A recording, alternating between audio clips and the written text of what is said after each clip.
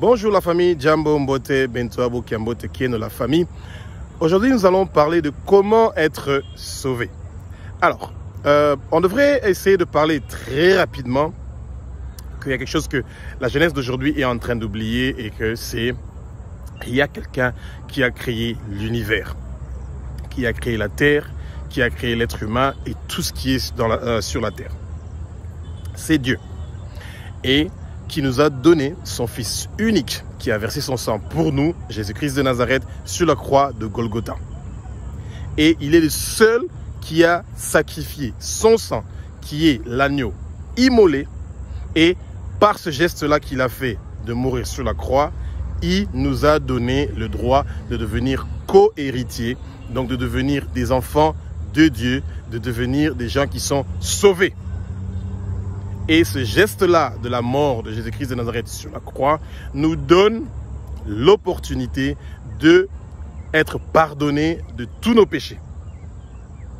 Et dans le monde d'aujourd'hui où la jeunesse est intéressée par la richesse, par les voitures, par les maisons, par le bling-bling, par les plaisirs de la richesse, les plaisirs de la vie, c'est le bon moment de rappeler la jeunesse que vous devez chercher à être sauvé.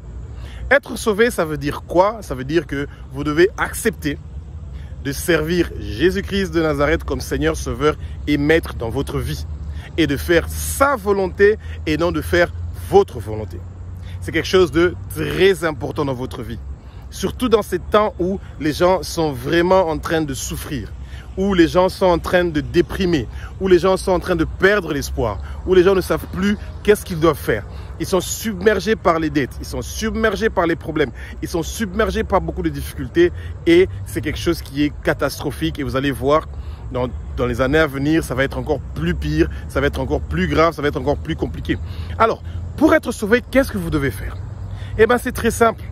C'est vraiment très simple. La première chose que vous devez faire, c'est d'accepter Jésus-Christ comme votre Seigneur, Sauveur et Maître. Et ensuite, accepter le baptême de l'eau.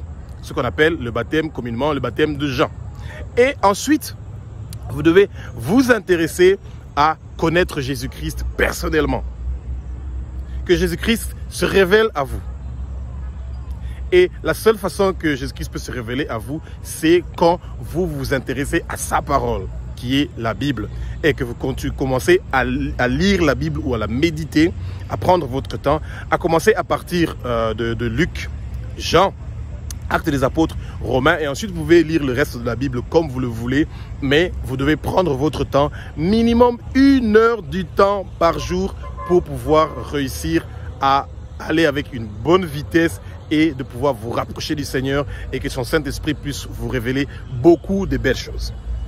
Et comme vous êtes devenu l'ami de Jésus-Christ, vous êtes devenu son disciple, vous êtes devenu son sacrificateur, vous êtes devenu son enfant, ça veut dire que vous voulez communiquer chaque jour avec lui. Vous devez prier chaque jour. Vous avez besoin de la prière. Vous avez besoin de communiquer. Ce que Dieu veut, c'est que vous le mettez à la première place de votre vie. Il est devant votre père, votre mère, il est devant votre femme, votre mari, il est devant vos enfants, il est devant tout ce que vous faites et tout ce que vous voulez faire. C'est la première personne qui est donc concernée dans votre vie.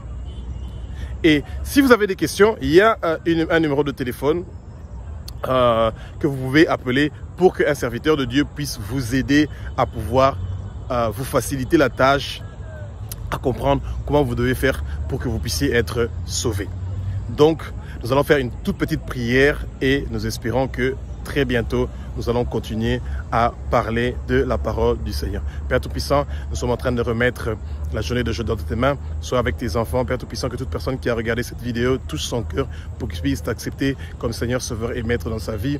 Que toute maladie, toute chose qui est en train de déranger cette personne-là, qui puisse guérir de ça. Père Tout-Puissant, protège, Père Tout-Puissant, avec tes anges gardiens cette personne qui vient de t'accepter comme Seigneur, Sauveur et Maître dans sa vie, Papa. Nous remettons encore une fois, Père Tout-Puissant, tous ces gens qui t'ont pas encore rencontré et qu'il y a beaucoup de gens qui puissent te suivre. Ainsi, nous avons prié au nom de Jésus-Christ de Nazareth.